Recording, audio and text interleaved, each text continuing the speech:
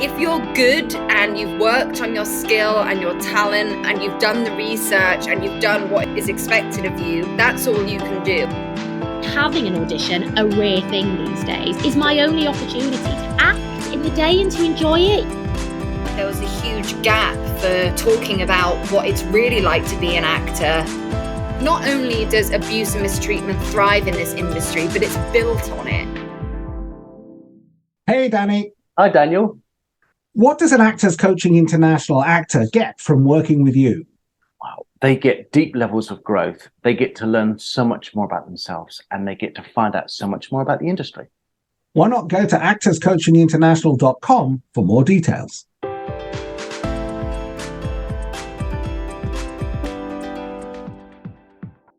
Alexa Morden and Katie Ellen Salt from the 98%. You are in the room with us today. We are thrilled to have you both. How are you doing? Excellent.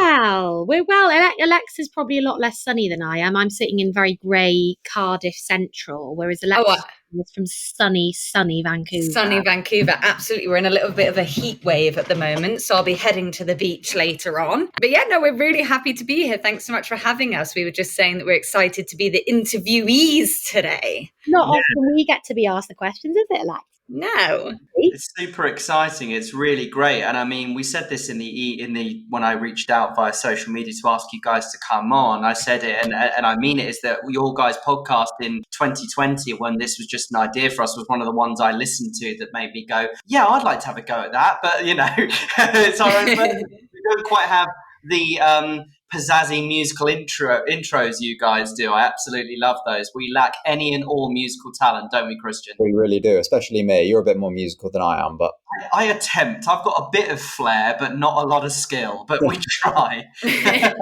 thank you. I'm glad. I do like when people acknowledge the theme songs, because it is it's only 45 seconds, but it's actually a lot of work to do a different one for every single episode. Very much these days. We used to write the lyrics together, but these days we're very much like Webber and is it Tim Rice does Andrew Lloyd Webber's lyrics? Somebody stage is going to shoot me for not knowing. Those guys, because Alexa takes responsibility for the lyrics these days and finding like so many random things to rhyme with the 98%. Yeah.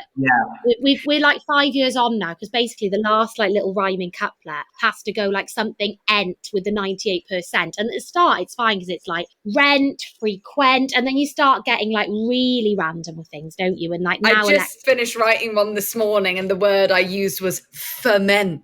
Wow. 5 years on and she's still finding things to rhyme with the sound. Yeah. Because I just wrote a theme song 5 years ago, and you know, that was me. Bish bash bosh, done it. We didn't even write ours. We went on Fiverr and got someone else to do it for us. We're much lazier. We just copy and paste it in. Well, we have a tradition when we ask the same question to everyone to start our podcast, and Christian would like to ask it, wouldn't you? Should we kick off? yeah, so we always kick off with, how do actors get in the room? Oh dear. Well, if I knew that, Christian, I wouldn't be hosting a podcast about being unemployed, would I? So About not being. if there's any useful answers that you've had, please do let me know, because I've been suffering for years. How do actors get in the room? Alexa, what do you think? I've been actually trying to think on this question of a succinct answer that kind of wraps up what could be a whole essay on this question. And I think ultimately my answer would be good, because there's so much other shit. Can we swear? Swear to your passport.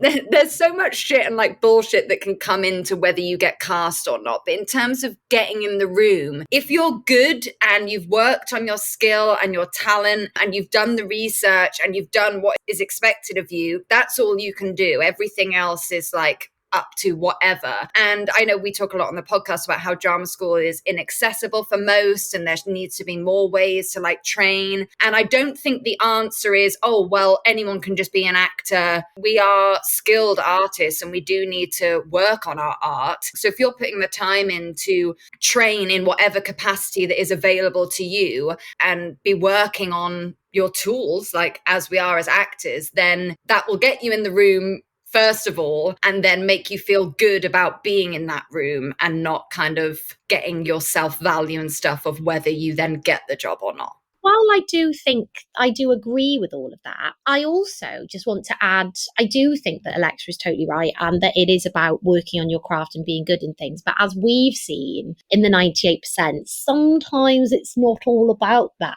And sometimes you can be as good and as talented and as hardworking as you want to be, but that doesn't necessarily mean you're going to get in the room. So I think part of the reason that we set up our podcast was just like the pressure that actors can sometimes feel to get in the room and to get the jobs and things. And actually, I think something that we've realised and something that I'm realising more and more as my career goes on and I hit the, devastating age of an actress of the mid-30s is that it's not all on us.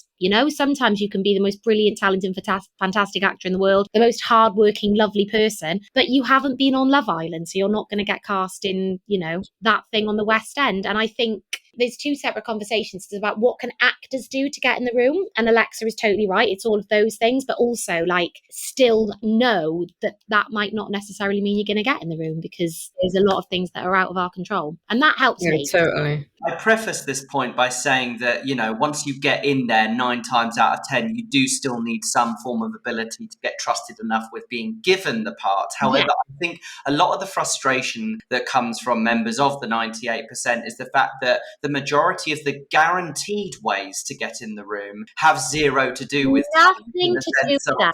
You're Sophie Holland's second cousin twice removed or whatever. That's not a right. Never on The Witcher now. That's fucked.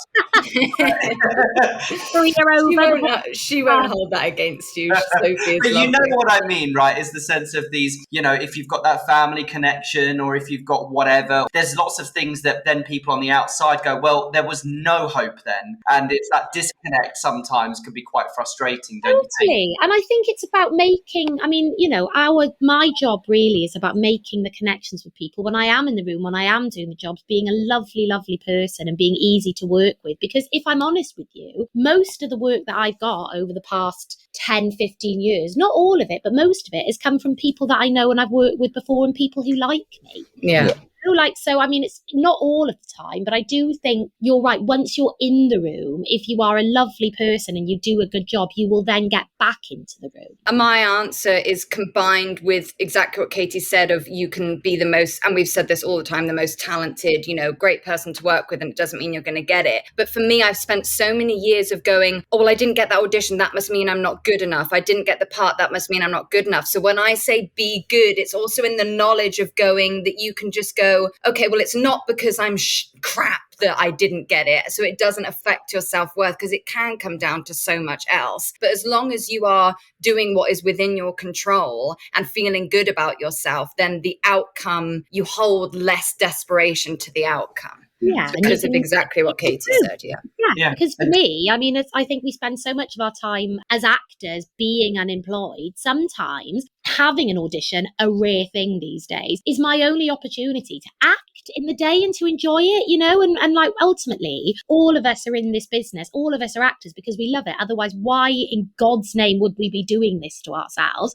So I think for me, it's about enjoying yourself when you're in the room and taking up that space and knowing that you deserve to be there. And that's not been easy for people, particularly if you're from a marginalised community. So I think the more that we can work on ourselves internally to kind of know that we deserve to take up that space and be in that room and to do a good job, the more that positive vibes will come and the more chance we have of being there. Not all of us. Yeah, and just one more point I want to go back on before we go on to the next question. It sort of relates to what you said a few minutes ago, Katie, that idea of, people that know you and like you have booked you more than once, is the idea that please, if you've done the set, even if it's the same show a few years later, as long as that's probably not the only thing on your CV, then it might look a little bit weird. Don't be afraid of putting multiple credits from the same company or director on your CV, thinking that it's like a negative. It means that they liked you enough to call you back. It's not that you couldn't get anything else. You built a good enough connection that they hired you twice. Please do not hide additional credits for that. I've seen people do it, that they've gone, well, I can't put that. I did that the last year. Fucking put it on your spotlight. You worked. Yeah. You did great. Just before we move on from that, I know directors, friends who I've had conversations with, who will not work with someone if they've only worked for the same company once, because in their head, they're thinking dickhead. Because it's like, you can get in the room, but once you're in the room, you've got to do the job. And actually, genuinely, I can list you, I won't do it, but I will do on when we've stopped recording, I can list you at least 3 directors that will only work with actors if they've seen that they've worked for a company a few times, because genuinely that means you weren't interested, you did a good job. So absolutely validate that. I love that. Right. Well, let's take a step into the past and go back to the beginning of both your careers. Can you give us a quick roundup as to what brought you both to working in this industry, and do you both regret it? Oh, every day I've asked my therapist and my accountant, I mean, really, what the hell have I done? What have I done? I mean, in a nutshell, I was just a very precocious child, and, you know, the chatterbox in a family that had that didn't have a clue where I came from. You know, I came out tits and teeth doing jazz hands, and my poor mother, who was a nurse, was like, who the hell is this? So after several years of failed attempts at trying to get some sort of performance opportunities, I'm horribly dyspraxic, so ballet was a disaster. I eventually ended up doing my local youth theatre on a Sunday and found my people. I mean, I'm from a very working class background, so anything like Stagecoach or anything, you know, I remember trying desperately to get into Stagecoach and thinking, like, I really wanted to go to Sylvia Young. Do you remember Sylvia Young? Oh, yes. Used to be a program. I used to beg my mum, like, please, I want to go to stage school. My mum was like, you can't go to stage school, but she rung Stagecoach in Bridgend. And then when we found out about the fees, it became very quickly apparent that was not going to happen. But I was very, very fortunate, and I will bang my drum about local youth theatres until the day I die, that I went to my local youth theatre every Sunday called Bridgend Youth Theatre for £1 a week. And if you couldn't afford that £1, then you could go for free. I found my people. I absolutely loved it. Everything made sense. And, you know, I was fucked for the rest of my life, basically.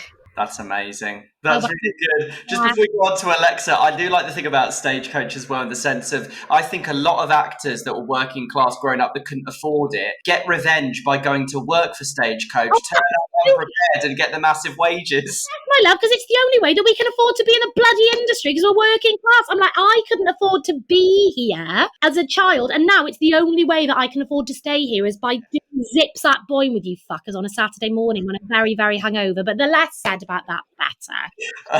Yeah, Katie was the one that got me into teaching at Stagecoach as well. So yeah, it's a gateway drug. Similar for me, I've always said I've never known anything different. Like, I literally cannot remember life before wanting to be an actor. My mum said I was 3 when I first said I think I like pointed at the Oliver musical. I was that old movie that I used to watch over and over again and just be like, that is what I want to do. And then for my birthday, when I turned 6, my dad took me to London and we watched Oliver, and I've still got the ticket. It was like £20 for the front row in the dress circle. I know. And I remember it was the first time I've ever seen a trap door being used, and all the kids at the orphanage came out singing Food, Glorious Food. And I thought it was actual magic. And I can still remember that moment as a 6-year-old just going, well, this is it now. Like, there's nothing else that I will do with my life. So yeah, I was the one forcing my sister to do Christmas shows, Christmas variety shows for my family, bribing her, emotionally blackmailing her. And when she got old enough, she didn't want to do it. Then I roped my mum into helping me. So then my dad was the only audience, and my mum and we did a dance routine to Peter Andre, one of the songs of Peter Andre's CD that he released like in the late 90s or Mysterious something. Girl. Yeah, exactly. And yeah, just did all the classes, picked all my GCSEs and A-levels around what I thought would be the best hope of me getting into drama school. I took a gap year to work 3 jobs to save enough money so that when I left, hopefully, drama school, I had an extra year of student loan to move to London. Like, I was very much bam, bam, bam, this is what I did. So lucky I got into one drama school, and then yeah, the rest is who I am. And I can't regret it because it's who I am. It's always what I've wanted to do. But my mum and dad have always felt for me and how difficult this is, and also feeling not sorry, but kind of going, it's really hard how hard this industry is, but not really having a choice because you do want to do it so bad. Like, sometimes that's what they feel bad for me for, of going, it would be a lot easier to have something else to go, okay, I'm going to try this now, but For me, I'm just keeping on, aren't But I we? think that's a really lovely question, because mine was Les Mis, by the way. We used to go to London once a year on the bus from Sarn Services in Bridgend and go and see a London musical. And it was Les Mis for me that I watched, with the jaw on the floor, thinking, oh my God, this is everything. And I think that's a really lovely question to open with, because I think it's so easy when you are in this industry or desperately trying to get into this industry for years and years and years to forget why we got into it in the first place. And ultimately, we got into it in the first place because it's magic, right? It's absolute magic, and it's our people, and it's our heart, and it's who we are. And I think it's really important to remember that little 6-year-old with my massive glasses on the way up from Bridgend Town Centre to go and see Les Mis and be like, oh yes, and I did do it. All of us are here because we followed our dreams and we did do it. And yeah, it didn't go Sorry, the way. I have to add, and she's going to kill me, but I am obsessed with Katie as a teenager going on Stars in Their Eyes. Kids! You had to fucking do it, didn't you? I did. I'm sorry. I'm obsessed. How glitz and glam is that? I could only dream. Nothing I ever do in my life. I performed at the National. I've given Fest Day at Shakespeare's Globe. And nothing I do in my life will ever be more impressive to anyone ever than being Nora Jones on Stars in Their Eyes, kids. I mean, that is pretty cool. It was. Peaked too early, guys, and it's just been a downhill slope since then. It's a better peak than mine, Katie. I'm afraid mine was an unreleased condom advert, so I think you've got one up on me. I could make some horrible joke about the condom advert being unreleased, but I won't go there.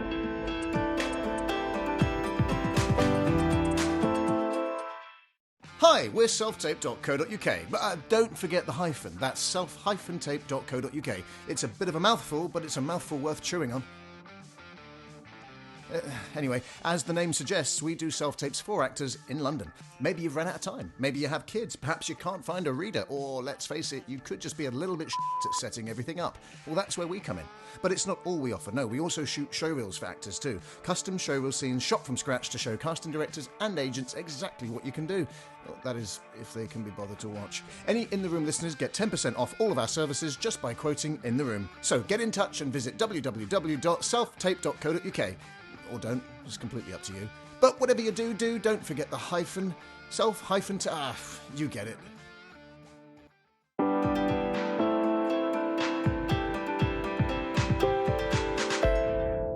I think it's easy to forget when we were lucky enough to get into drama school, and obviously against the odds. But like people like myself, for example, I was incredibly shy. But when you go to drama school, they put you in these uncomfortable situations all the time, and you come out and you're able to speak better, and like it improves your life in many other ways other than just making it as an actor. So I think it's good to remember that as well. Yeah. But I will move on. So what inspired you to create a podcast specifically for actors? And I know whilst most actors know where the title The 98% comes from, why did you pick that theme, for want of a better word? My first time coming to Vancouver, 2017, I'm half Canadian, so I kind of spent half my year here and half the year back in London, because I'd heard that there was great TV and film opportunities out here, which they are. It's known as Hollywood North because we're so close to LA. And I came over and kind of did that whole thing of like, when you move to London, bright-eyed, bushy-tailed, this is where my dreams come true. I am ready. And then a few months in, I was living in this room in a house with all these other people. I was working as a waitress till like 1 a.m. Then I'd sleep all day, wake up, do it again. I was depressed, essentially. And I was trying to listen to these podcasts to like, reinvigorate that fire inside of me of going like, it's going to happen.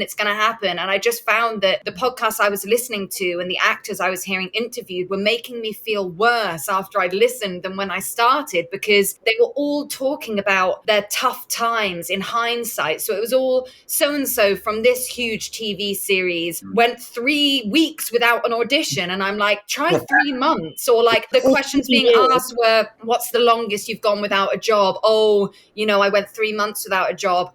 For me at that point, it was 3 years. And I was like, I don't relate to the narrative out there of being an actor, because if you're going, oh, everything's great for me now, but it was really difficult. And then I look around at all my friends who are in the same position as me, like I have had a couple friends who are doing really well, who are considered, famous now and names and all of that. But my life and all my friends were not matching up to all these stories I was hearing. And I just felt like there was a huge gap gap for talking about what it's really like to be an actor that doesn't make you feel alone and on the outskirts looking in. So I messaged Katie, who at that point, we were only just acquaintances, like met each other at an audition and kind of exchanged numbers. And I sent her like a 10-minute voice note babbling, like, I know you don't really know me, but you've blogged for Spotlight and I think you're funny and like you have loads of great things to say. And would you maybe want to start a podcast about like what it's really like being an actor? And then, yeah. The rest is history. Well, yeah, because I'd been writing for a little while. I was very inspired. There was a podcast like a couple of years before me and Alexa started, and it was called the Honest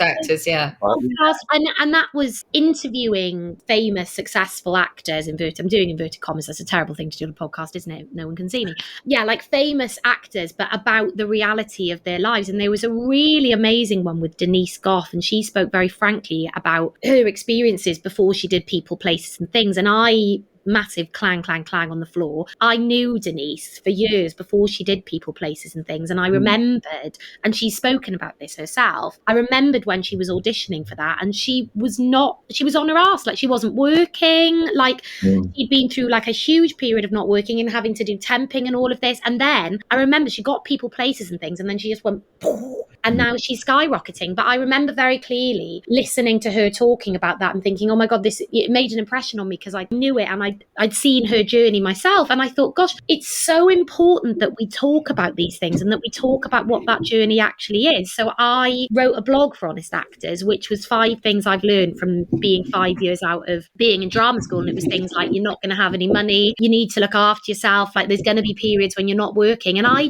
kind of spoke really honestly about what my experience had been. And the response I had from it was absolutely astonishing. Like, it was like I was speaking the absolute unspeakable, that sometimes actors don't work, like saying the Emperor's got no clothes on. Because I think I was so used to, we've all been there. You meet your friends in a bar on the South Bank somewhere, and you've got a nice gin in your hand, and you're just finally having 5 minutes peace after you've finished your day job. And the first thing your friend says to you, who is also not working, is, what have you been up to? And it's like we have this weird kind of like horns bashing together of like, well, I've been auditioning for this and I'm doing, and you're desperately scrabbling to find relevance, to feel like you're enough. And I think actually it just felt so important to me to just put all that bravado down and just to say very honestly to each other, this is really hard, And I think when I did that, the reaction was really quite amazing. And then Alexa reached out to me and it felt like a very simple but very important conversation that nobody else was having. And the rest was... And in terms of the name, I actually just got here. So I still have the original notebook. And a friend gave this to me. It says, believe you can. And this is the first notes that we made. And we put name ?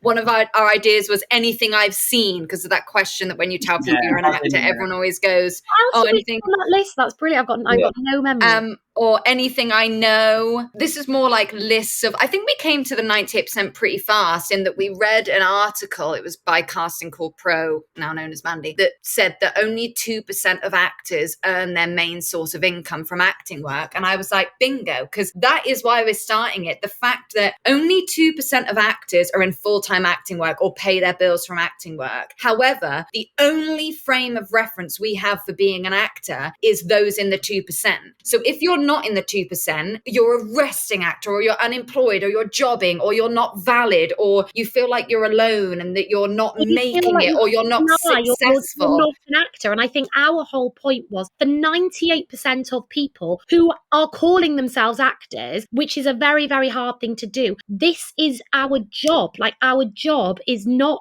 the glitz and the glamour and the red carpets and what am I going to wear to this premiere. Our job is, how am I going to pay my bills this month? How am I going to keep being creative when nobody's giving me an audition? And actually, I think I graduated from drama school with an expectation that my life was going to be 2%. And actually, my life as an actor has been, and that being a 98%. And the more that we prepare people for that and for the reality of what that is, the more people, I think, can stay in this industry and not feel like they're massively failing. Like, the only reason why I am still here now is because I have embraced life as a 98%er and made the best out of this and made my life sustainable in this and accepted that this is my job and found the joy in that. And I think the more that we have these conversations, hopefully the less stigma there is around it and the more people feel like they're doing better than they think they are. I found that like a big thing for me is I was in a short film that was nominated for a BAFTA, and I was at the BAFTAs and I was on the red carpet, and I have Getty images, and I had like well-known people stopping me and being like, oh, I watched the short film that's been nominated, like, well done. And I was walking the red carpet thinking like, this is it, like, this is it, like doors are going to be open, like I may not get a job straight away, but I have this now. And I was at the BAFTAs meeting Amy Adams in the toilet, and I didn't work again as an actor for 3 years. And that was a huge moment of disillusionment for me, because I've been told this whole time, well, if you're on a red carpet, then you're successful,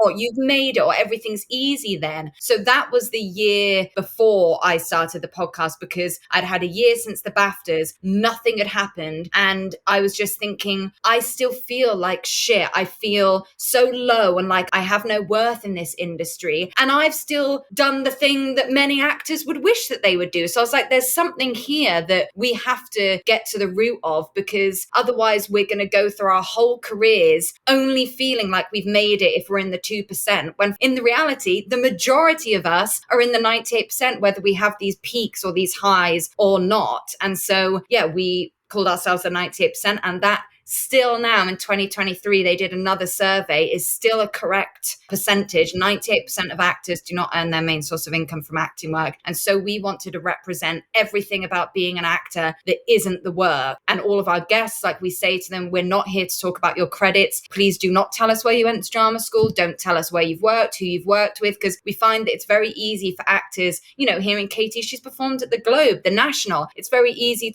for people to go, oh, well, you know, what she got to complain about, she's done this and this, or like I've played leads in films and won awards, or what she got to, like, I wish I could do that. We size each other up, don't we? We size each other up depending on the jobs that we do. And actually on the 98%, we kind of wanted to create a safe space where we're all just sitting going, well, this is a bit hard, you know, for everybody, even if, because I did work at the National, and literally the day after, I was an elf called Sprinkles in the Shrek Experience Grotto in Stratford Westfield. And that is the reality of the 98%. And we wanted to make space for both. I really like the fact that you were so focused with your work. It's really, really cool. And I mean, the podcast has absolutely flown, and it's everywhere. I mean, I've heard people talk about it in audition waiting spaces. I've heard it.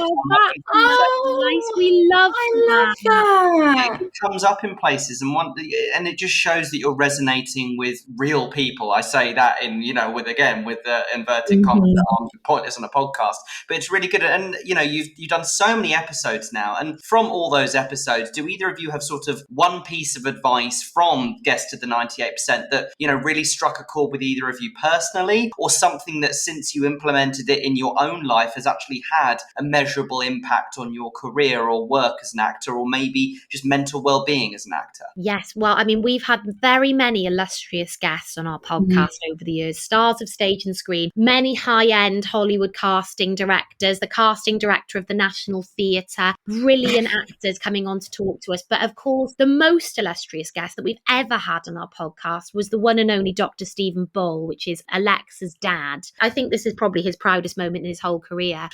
He not meeting the Queen for his work with the Great British Olympic team. No, it was being on my podcast being for free. On the 98% and like genuinely being, I think he's like one of our highest listened to episodes, because he talks all about resilience, because is he a sports psychologist, Alexa? Am I getting that right? He's a psychologist, but mostly in sport. Then he moved into business, but he's also like a performance psychologist. So he would work with athletes on like how your mental game is just as important as your physical game. So he came on to talk about exactly that in terms of being an actor, how your mental stability and resilience and ability to keep getting back on the horse, how to nurture that. And the one little soundbite that he gave us, which I've carried with me through my acting career since, and my life, was control the controllables. And he spoke about, you know, there are so many things in our industry and in our lives, indeed, that are out of our control. And we cannot control those things. I can't control the casting director's opinions of me. I can't control the fact that my dad isn't famous. I can't control my socioeconomic background, but I control learning my lines, getting to grips with my character, feeling confident. And I think he just spoke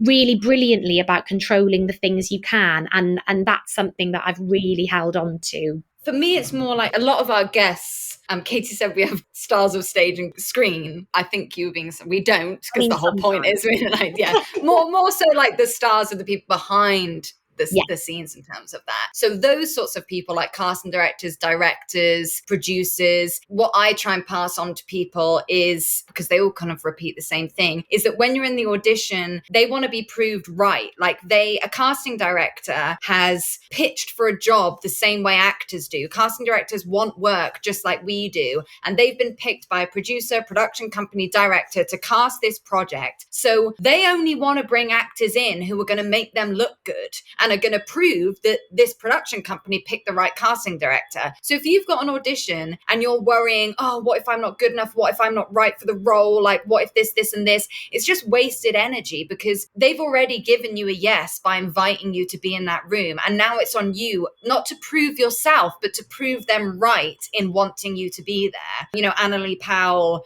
said that you shouldn't be looking at a scene thinking, how can I do this the best? Or how can I impress? They're already expecting you to impress them. So you just have to rock up and do what you do. And one particular soundbite, again, rather than advice, was Matt Holt, who is a director, but now like a dear friend of mine. I was actually just talking to him this morning. And his episode title was, You Just Go on the Smell. Because we were talking about, you have 15 actors coming into the room throughout the day auditioning for your thing. They're all good. They all fit the brief. They all play the role well. How on earth do you pick? And he was saying, you just go on the smell, that sometimes you can't even explain why it is that someone got a role over you. And that really helped me, because one of the reasons I moved to Vancouver, and I don't think he'll mind me saying this, is I'd worked with Matt before. He'd also directed the short film that I wrote with Katie in mind, and we ended up in it together. Matt directed it for us. And he also invited me to audition for this thing that he was doing. And so I knew him. He knew me. We had a background working together. The audition went so well. The casting director was asking for my like measurements in the room, like in terms of costume. And I was like, here we are. I've done it. I know I've already booked it. And I ended up not booking it. And that's one of the reasons I moved, because I was like, if I can't even get a job with a director that I know, and like, what is even the point? And I took it all on me of going, I'm not good enough. Like, I have to go somewhere else now because nothing's working for me. But then listening back to that conversation, that podcast episode that we have with him, of going, it's nothing about me. Like, I was right for the other stuff that he's seen me for, and I'll be right when I hopefully get to work with him again. But for that one specific thing, for whatever reason, someone else fitted it in a different way. It's not about who's better or not. So that's helped me a lot to just relinquish the pressure that I put on myself when I audition, of going, if I don't get this, it means something, when really it doesn't mean anything apart from someone else was also good. And before you move on, Christian, a point on that is, actors, do absolutely anything you can to put yourself in a position where you are that other side of the table for at least one audition process. Yeah, very true.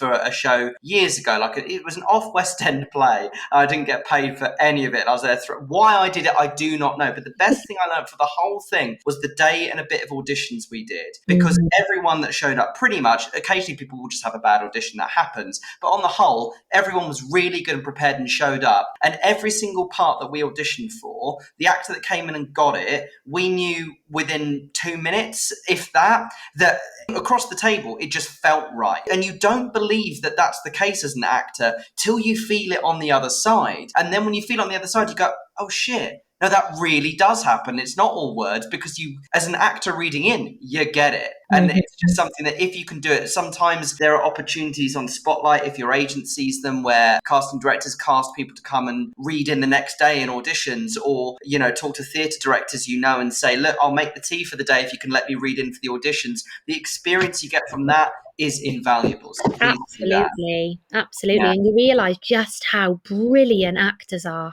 Just how brilliant we all are. I had it myself because I write now as well. So sometimes I have auditions now where I have people coming in for the work that I write. And I always used to roll my eyes when I used to hear people on the other side of the table saying this, but I am blown away by the brilliance of actors. And every single person that has auditioned for something that I've written has been A, brilliant, and B, already done something totally different with the part. And then our role, when you're in the casting side of it, is like which fits best with the vision that we already have. And for me as an actor, you're totally right. Like, it helped me realize that all I can do is come in and do my version of what I think this is. And either the stars align and it works with what the creative team think it is, or somebody else's does. But it stops us from feeling like this is entirely my fault for not being better or not being what they wanted me to be. Yeah, I want to add one more thing to that, because you might not get the chance to be in terms of a room and a casting,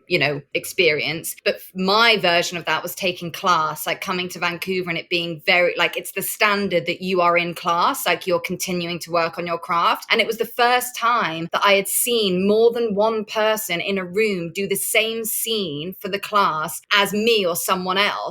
And I'd never seen that before, because it had always been like scene study or you do something different. And being able to sit and go, this person is doing the same scene as me and we're both good and we're both doing it right, whatever that means. However, it's completely different the way they're doing it. And it made me go, oh, again, like, it's not because of me. It can come down to something like the way that you speak or the way you look reminds the producer of his ex-wife. So he doesn't, like, this comes down to our very first point of, and control the controllables. You can't control things like that, but letting go of that comparison, or they must have done it better, or what did I miss out on? Being in a class situation, I would really recommend as well, of seeing other people do the same sides as you and how differently they can come across. Absolutely. And control the controllables. I love that. I might stick that on my phone background so it reminds me each day. I love it. Yeah. He really is. He Great. is the absolute genius of life. So something we find fascinating as actors and indeed podcast hosts is that with few exceptions, there's always a variety of answers given to questions like, how do you like to be emailed, or what makes a good self-tape or show reel? Do you find it frustrating that actors have no guaranteed right way of answering that question, or does a variety of possible ways excite you?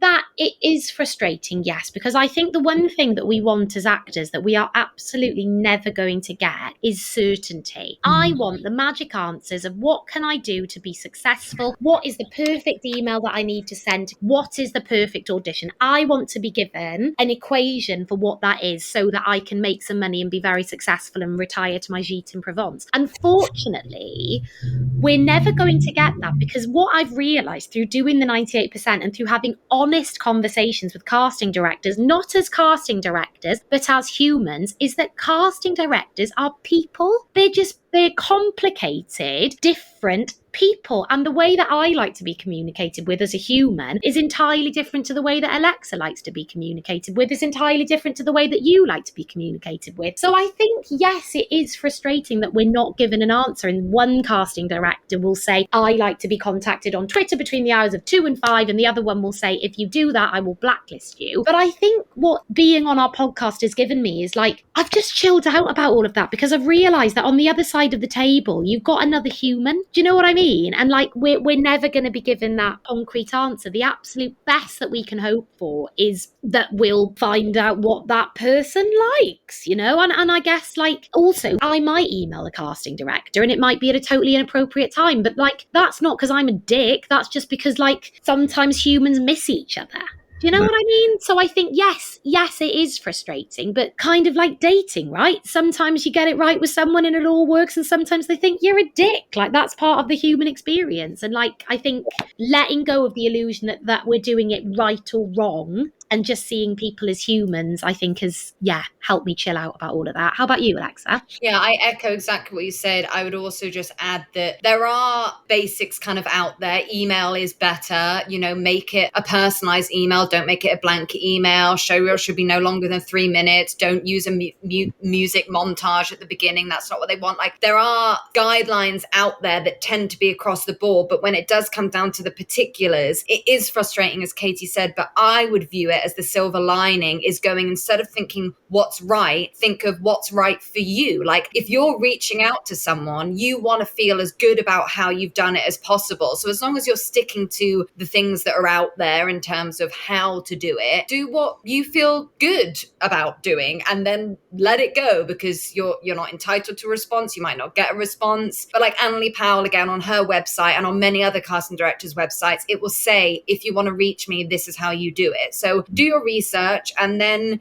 just feel comfortable and confident in how you're reaching out, and knowing that, yeah, there's no necessarily right way to do it for everyone, but that at least gives you a bit of leeway to put your mark on it in whatever way that might be. Yeah, and just a good yardstick in general is just, as long as you follow the idea of, right, what are the things that if I was getting emailed would genuinely really F me off? And if you're trying, and as long as you're not being a complete dick with your emailing, then it won't come down to you being nasty or making awful mistakes. It's just because it wasn't to their particular taste, and then you learn that, or you at least hear it from someone else. So don't worry about that. No one's going to murder you because you emailed at 9 p.m. rather than 11 and it was after office hours or whatever. Like, it's not the end of the world. And then, it's all right. And then, as you said, they're people too. And that comes down to the side of they will make mistakes every single day.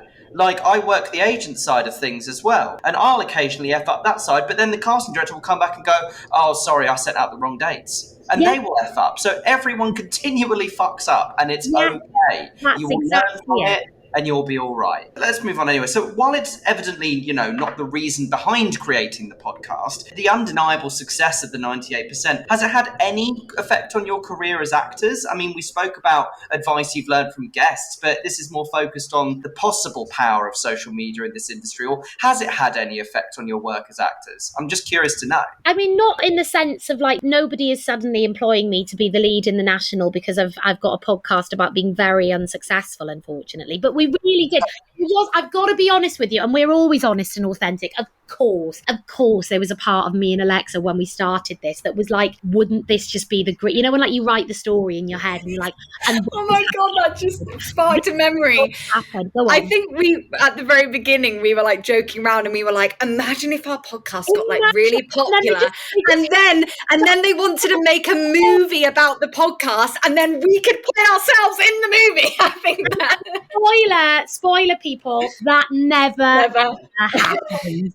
So 98% still plugging away. But so I don't think it's had, I mean, maybe I might have got a few more auditions because people know me from the podcast. I don't know. I mean, people don't tell you, do they? But I don't think it's had any effect in terms of like the actual work I'm getting, but it's had a massive, I don't know if you'd agree with this, Alexa, it has had a massive effect on the way that I am in the room and the way that I relate to casting directors and the way that I relate to the audition experience and the work experience. Like through having, we've had some really amazing casting directors come and reach out to us and want to talk to us, and like really brilliant people from the other side of the table come in, and like every single time we talk to them, just having human conversations, not like casting director to actor when the power dynamic is wild, but having conversations with casting directors about how hard their commute's been, how difficult their schedule is. Like it's just chilled me out, which I think has in turn had a huge effect on my career, in the sense that I am better in audition rooms now because I'm not going in like,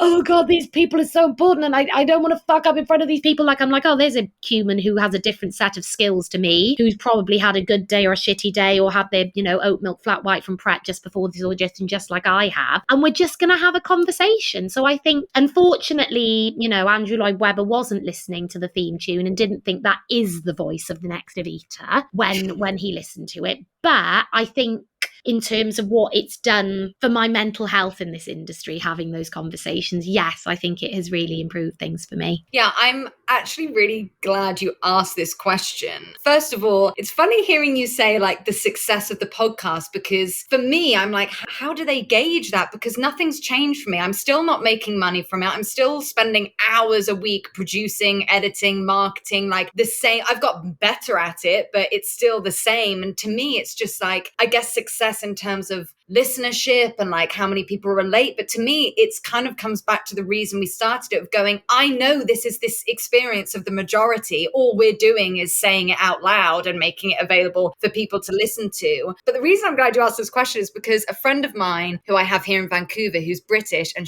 we met because she listened to the podcast and she reached out to me and was like, I've just come to Vancouver. Anyway, she asked me just a few weeks ago, I'm really curious, like, has the podcast done anything to further your career? And I was like, well, no, like the same as Katie said, I would love to say, yeah, someone listened to the podcast and was like, I want to give that woman like her big break. Like she really deserves it. Yeah, that hasn't happened. But exactly what Katie said, it's transformed me as an actor. Conversations we've had, the things I've learned, the feedback I've got, the experience and feedback I've got from when I have got acting jobs, and being okay with, like, I was just shooting the lead role in a feature film at the beginning of this year, and 2 days after I flew back, I was back at my waitressing job, like trying to pay my bills with tips, like nothing really changed. But it's the first time that I experienced that, and I didn't hold any chastising of myself, or, you know, God, you still haven't made it, or yeah, you've just filmed this film, but I go back doing like being a waitress. It was the first time that I was like shrugging, like, yeah, because this is exactly what the experience of the 98% is. So it's really helped me in my mental health. And I have a perfect story because so when I was auditioning a few years ago in like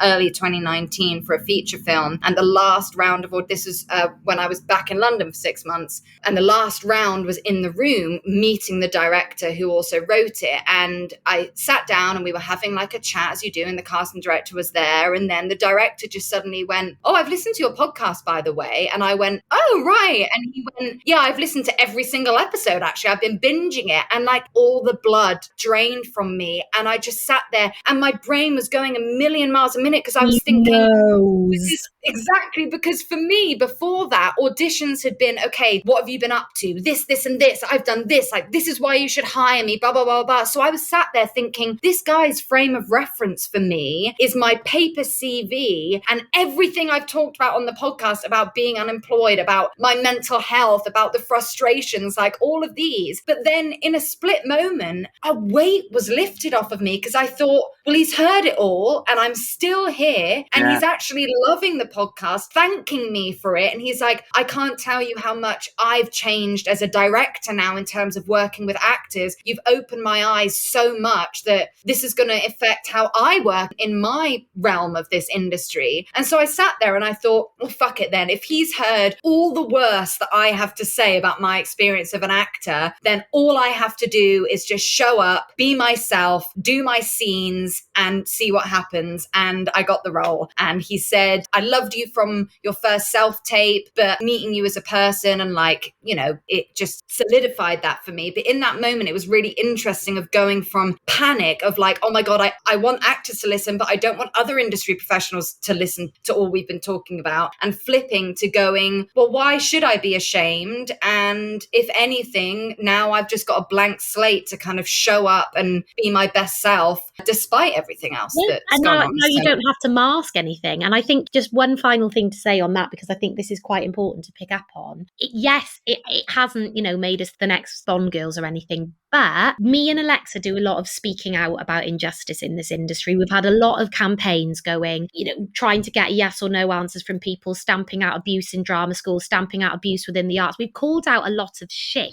And the fear and horror that me and Alexa had when we started this podcast, which I think all actors carry because there's so many of us, is if I speak out about this, if I put my head above the parapet, I'm going to be shot and I'm going to be blacklisted. So what I think it's very important to say is, yes, it hasn't massively improved our careers in terms of, you know, I'm not sitting here in my $1 million mansion waiting to film my next scene with Tom Cruise.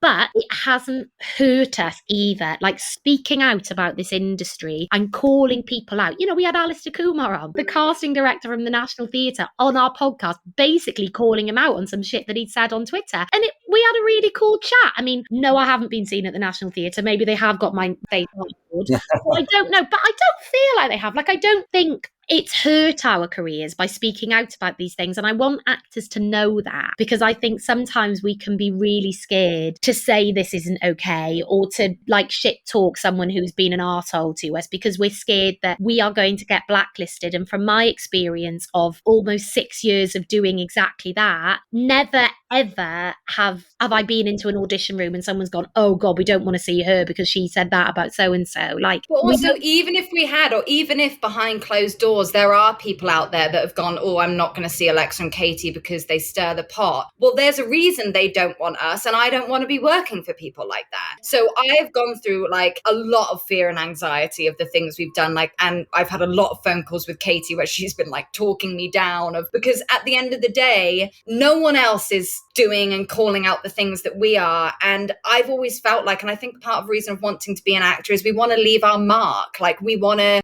do things and express ourselves. And if I get to my deathbed and yeah, I've done some great acting work, but I'm not necessarily a name or someone's going to remember, I now have something in my life that I feel that we have made a change. Yeah. And, or even if it hasn't changed, me for myself, being the people to speak out about things, even if it does affect us negatively, well, it needs to be done. And if no one else is going to do it, I'm proud to be part of that. Yeah. I think that, really segues into this big old question I've written down. And Christian was like, can you read it? It's a good few sentences. I'm going to set it up and he's going to read it and he's going to do really prep. Look, he's got a sipping water in prep. Here he goes. Go on, love, treat yourself. It's the idea that you guys said there about the stuff that you've spoken about, and it goes back to that original social media DM I sent you on Twitter or X or whatever the fuck Elon Musk. No, we're not acknowledging it. Like, anyway, no, is what I sent you, which is you guys are brave enough to ask the questions that we don't. But as a whole in this industry, it will not improve unless people are willing to sit down and have those conversations. And to praise Alistair to come on and talk to you guys from the national. Just because someone calls someone out doesn't mean you can't then have a productive conversation. Whereas these days it's so concrete, like left and right, if we're talking politically, which we won't, is the idea that these people won't ever even talk because you can't. But the fact that you do is great. But anyway, Christian, big drum roll. We're gonna go for it. But yeah, you asked that question. You go. I actually wanted to ask your thoughts on obviously being a member of the 98%. Me and Matt are as well. Obviously means being an unemployed actor. Can you share some stories on how actors can navigate rejection and maintain their confidence and resilience despite constant no's, constant rejection? I'm sure you've got some really good points and views around that. I mean, just going to say, he skipped the big question there. That wasn't the big question. Yeah, Alexa's got it in front of her. She's just called him out. He's gone back on. Fine. You answer that one and I'll ask the big question. You absolute rat. Why don't you ask the big question, then we'll get back to Kristen's question. Yeah, okay. Cheers for that. It's the same sort of... My God, I set a beautiful segue up there and you went, fuck that, we're not going to... Brilliant. Cheers. Anyway... So, you recently released a series of 4 podcasts at the start of your new season entitled From Learning to Earning, A Story of Mistreatment in the Acting Industry. And, I've already praised you guys for the work there. It's brilliant. And I'd also like to praise the bravery of everyone that contributed to these episodes and encourage everyone that hasn't listened to your podcast yet. I mean, God knows who hasn't that's also listening to us. Then please go and listen to these episodes. They're important. They should be supported to have these conversations more often. And the question, see, I fucked it up. See, there we go. But the question we'd like to ask is that following these discussions, how does the industry need to change to either hold abusers accountable or hopefully prevent the abuse from happening in the first place? I've butchered the question, but I hope the answer. We got it. I'm ready. I am so ready to answer this question. Box as we speak. I am ready. So the question is, what can the industry be doing to help with these issues? And sadly, we're still at building block number 1. We need to acknowledge that the issues are even there to begin with. And I'm going to try and stay calm with this, but the deathly silence that we have faced from our own industry and the pillars within this industry that hold this industry up on our mini-series and the things we talk about in the podcast speaks volumes. And as I said, I was talking to Matt, the director, earlier. We were actually talking about this because I recently was featured in a new Deadline article all about abuse, mistreatment, racism, sexism at drama schools. It was this huge expose piece that found that the leading drama schools within our industry are also the leading drama schools with the most complaints in terms of this. And the article's, again, gone almost nowhere. And it's the same with, the publications within our industry, the organizations that actors are paying hundreds of pounds to be a part of a year. They wouldn't even retweet us or feature us or write an article about us, and it's not about us, it's about what we were talking about, like the subject matter. I don't think our industry and the powers that be want to have this conversation, because to have the conversation would mean unpicking everything that we thought we knew about the foundations of this industry to begin with. And I was talking to a friend, and she was saying, not only does abuse and mistreatment thrive in this industry, but it's built on it. And I thought that that was quite a stark remark. But the more that I've sat with it and thought about it, I've gone, it's totally true. Like the way that actors are treated, like everywhere. And if it's happening at the Weinstein level, what do you think's happening at the 98% level with people that no one's ever heard of, that clearly doesn't care about, because we uphold this idea within this industry that you're only worth listening to if someone recognizes you on the street. So we can't even get to talking about how we need to make things better, like independent regulatory boards for drama schools, on-site mental health practitioners and counselors, an HR department that people can go to share things. When it does come to light that directors are, trigger warning, sexually abusing, raping students, instead of sending them to another drama school in another part of London, how about we fire them and tell all the other drama schools not to employ them? When students are sexually abusing fellow students, how about instead of making them defer and coming back the next year to be back in the same building as the survivors and victims, we don't let them come back? Like, we can't even be having these conversations yet because we aren't even acknowledging that these problems exist in the first place. Yes. And not for actors like us. And this is the thing. And anytime you see any articles about abuse in drama schools or about abuse in the industry, Daisy May Cooper has spoken out about what a terrible time she had in RADA. She had a terrible time in RADA about 15 years ago, but people only give a shit now that she's got a BAFTA-winning series on BBC. And we got a DM from a listener who just graduated from RADA and said, I relate to everything Daisy May Cooper said, but RADA came back with a statement, oh, this was a long time ago, things have changed. Well, they haven't. But nobody cares because it's not Daisy May Cooper saying it. So I think, following on from what Alexa's saying, a huge thing that people could do in this industry is take the 98% of people in this industry as seriously as you take the 2% that make the money for you. Like why are our experiences less valid just because we're not working as much as somebody? Why are our experiences only valid when we've won a BAFTA? If abuse is abuse is abuse, and bad treatment is bad treatment, and abuse of power is abuse of power, and it doesn't matter whether you are Daisy May Cooper or Margot Robbie or Katie Ellen Salt from Stars in Their Eyes Kids 2004. Do you know what I mean? If someone's being an arsehole to you, you have the right to be taken seriously, but we don't do it. And I think that is relevant in terms of us as well, because we're not bitter. I mean, maybe we are bitter. Maybe it's okay to be bitter, but there are a few publications that know all about us because people tweet them about us that have continually just ignored the fact that we're even here, because we represent something really scary, which is that the dream that we were sold when we were 18 isn't necessarily the reality of our lives. And there's a lot of shit going down for people like us that people need to start taking seriously. But unfortunately, it seems easier for the system of our industry to just sweep it under the carpet, because if you don't like it and if you can't tolerate it, then somebody else will. And that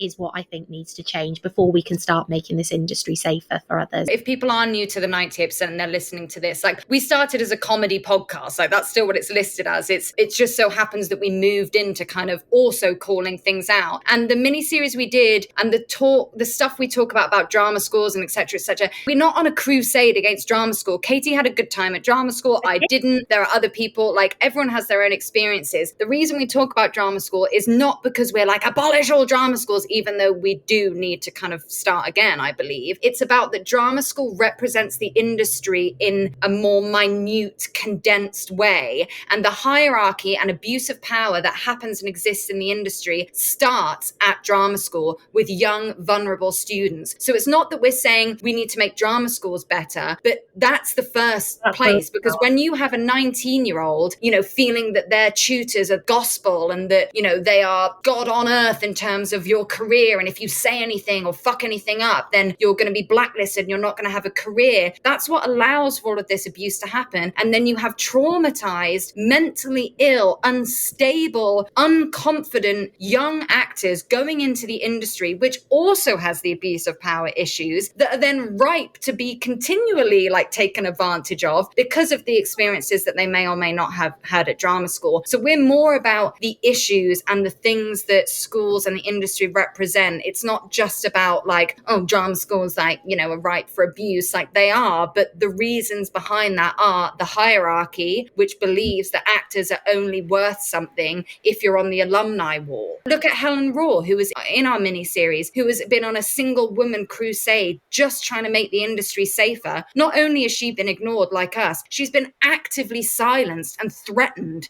And like I have a list now of people that have come to me with agencies' names, directors, producers, casting directors that I know that I want to steer clear from now. And we can't say anything publicly about it. So this is going on everywhere. So we're trying to do all we can without getting ourselves and anyone else, you know, in trouble. But the conversations do need to be had.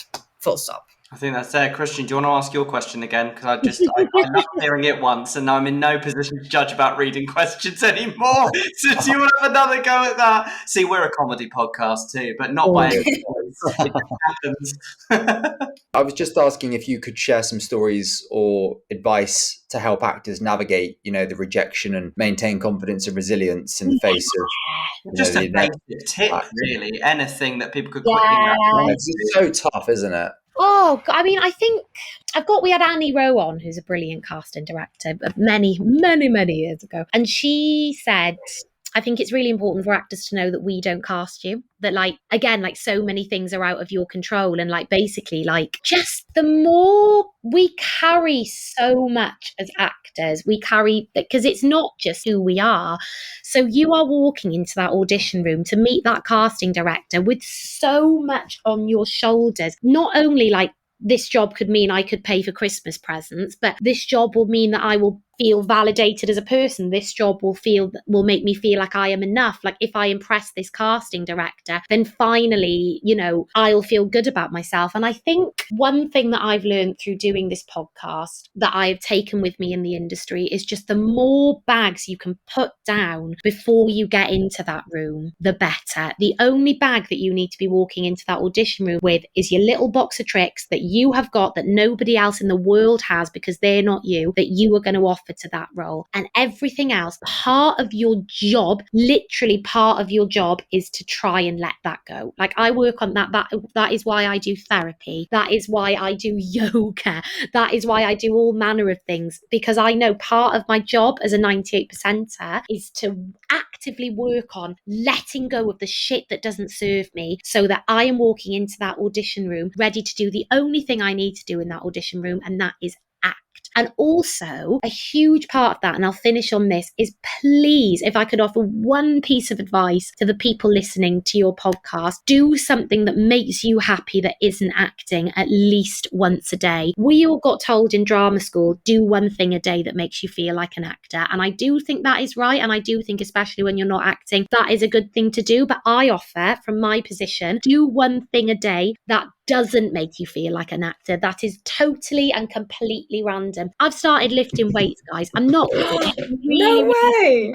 Yeah, I did my second session with my personal trainer today and benched 25k. Don't even worry about it. Felt like She-Ra. Now can't walk. She doesn't even know that I'm an actor. I was just a woman in a gym having a great time, and I walked out and I felt like Katie, feeling empowered and good about myself. So do something. Join the bloody, do some gardening, join a choir, and don't tell anybody that you're an actor, and be a human for an hour and remember what it is to be you, and work on that just as much as you work on your ability to act. That's my tuppence. How about you, Alexa? Going on from that, we could be here all day talking about this one question, because it's a through line for our entire podcast, is exactly that. How do you get back on the horse? How do you stay confident? And our main thing that we say is, and Katie will agree that I've been on my own journey. Like the first episode that we did, it was all like frustration and desperation. That's another thing to listen to, like as the podcast goes on. Yeah. Let's been on a huge journey with all of that stuff, which is life. I have. And the main thing things are, number one is find your validation from yourself. Sophie Holland said on our podcast, if you go looking for validation from the industry, you're never going to find it. And she's 100% right. Once you find validation, self-worth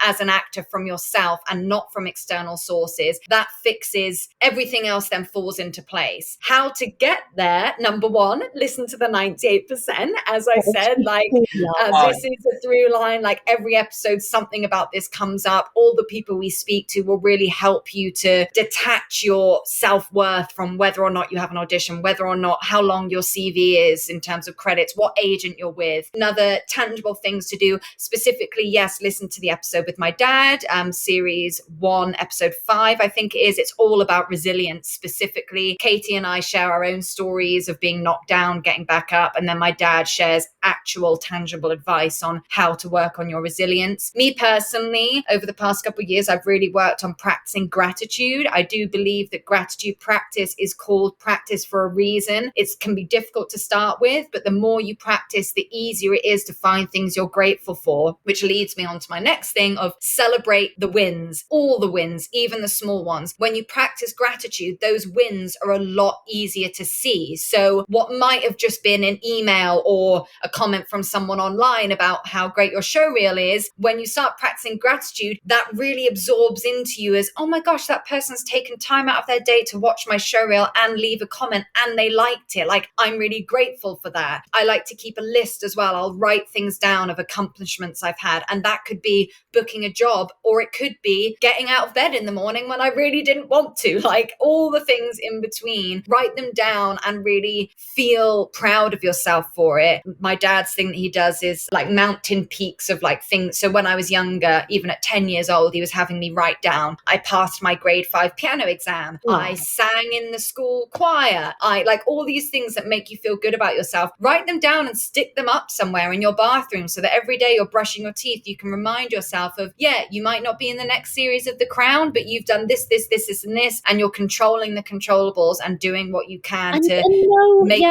your experience, worthwhile. I know how amazing you are. Like, somebody asked me a few weeks ago, what's my proudest accomplishment in this industry so far? And genuinely for me, it's just being able to still call myself an actor 15 years later. It is amazing. Little 6-year-old Katie with a massive bottleneck glasses in watching Les Mis. Like, I would love to go back and tell her, you did it. Yes, I haven't won any Oscars, but I get to wake up every day and say that I'm genuinely trying to do what I love. And that is amazing. We are so brave, and we are braver. If you're in the 98%, you are a braver lion than the people that get to do this every day for £1 million, because it is not as easy for you as it is for them. So know how amazing you are just to get up and keep going every single morning, especially when it's shit. Like, we are more that just by being an actor, you are resilient because you have to be. Every single Christmas when you go home and people ask you why you're not on EastEnders, you are showing resilience, you know? So like, know how important the work that you do just to stay here is, and look after your precious, precious mental health. Easy to do in this industry, and you only get one brain, and it's very, very important to look after it. I was just going to say, on the flip side of that and looking after your mental health, if you feel like, because we have lots of people on the podcast, and these are my favorite episodes, are actors that have chosen to leave the profession. And we don't say giving up, we don't say quitting, because no actor that decides to not be an actor anymore decides, I don't want to be an actor anymore because I don't like acting anymore. No, they decide to leave the industry because the industry is horrible and hard and rotten and like difficult. So if you are at a point, at a crossroads where you feel that maybe it's time for you to try something else, or you're not getting the same joy from the life of an actor as you used to, you're not quitting, you are not a failure. You are actually in some ways braver to value yourself highly enough to go, this isn't serving my best self anymore, and it's time for me to start something else. Because moving on. Yeah. And also, I think earlier, or in your questions, you put like being in the 98% is being an unemployed actor. And I would like to say, I don't really like that term unemployed actor, because if 98% of us are unemployed, I say in air quotes, most of the time, well, then what does being employed really mean? I'm employed. I may be employed as a teacher and a waitress, but I'm still an employed actor. Yeah. Just because I'm not employed in acting at this time doesn't mean I'm not going to, or I haven't been. So yeah, again, like these terms that maybe sit with you uncomfortably, or like work to detach yourself from that and know that this industry is vast and difficult and riddled with bullshit, and the only thing that you can control is making your corner of it and your experience of it as healthy and happy as you possibly can. And there's many ways to doing that, and the way that is not to do that is booking an acting job. That is not going to solve all your problems. Yeah. I love that twist on the phrase. That's really nice. You are I can't even say it again because you said, I'm just going to say unemployed actor again, but the way you said employed actor, because you are an actor that is employed, you're just not acting. I really like that because twist. you would not be doing that children's party hungover at 9 o'clock on a Saturday morning if you weren't an actor. You're doing it exactly because you want to be an actor. Otherwise, there is no way on God's green earth you'd be dressed like Mary Poppins popping out of a bush singing supercalifragilisticexpialisticexpialidocious. See, I tried that, Katie, and I just got put in a police van, but that's just... that's Saturday night, I've heard. It's really good, but just before I ask the final question, before we move on to rapid fire, don't worry. Some people worry about quitting the acting industry, especially if they've been to drama school, actually, because they think the degree isn't worth the paper it's written on for anything else. And actually, the skills you inherently develop as an actor are so transferable, you have no idea, especially in an era of AI that's coming to just destroy the world as a whole. But the idea of that you are a human in a room that can do stuff that other people can't is so transferable. And there was a book I read a few months ago, Lady Macbeth. Have you ever read that yet? It's by Isabel Schuler. She was a guest on our podcast. That episode, yeah. Right, there we go then. But she, as you said, she's an actor that quit the industry and has just written an award-winning book. So you really can transfer these things, and it's amazing. The fact that we are able to. You would be amazed. I used to do corporate role play, nothing dodgy, just going into offices and basically getting people who earn millions and millions of pounds a year to look each other in the eye and have a conversation because they can't do it. Literally. Can't do it because they don't have any communication skills. The shit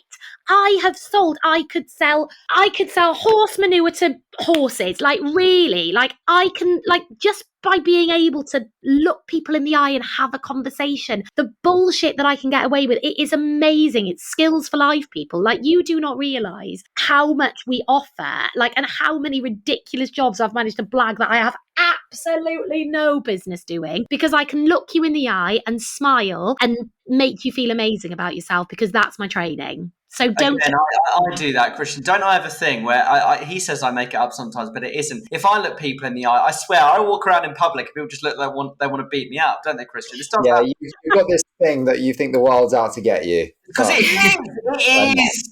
It is. It's because no one else wants to look at us, and it's very confronting for people when we actually want to have human conversations with them, but that's on them and not us. But also, Katie, I'm slightly boggle-eyed, but it's besides the point. The last question before we move on to rapid fire would be just tell us, what does the future hold for the 98% podcast? Oh, we don't know. Yeah. We're 4,000 miles away from each other, so it has changed over the course of the 5 years. It will continue to change. I think forever, the 98% will be a part of us forever, even if we ever do make it to the 2%. And the work we do here, I don't see us ever stepping away from. In terms of how it looks now on the podcast, I think things will change.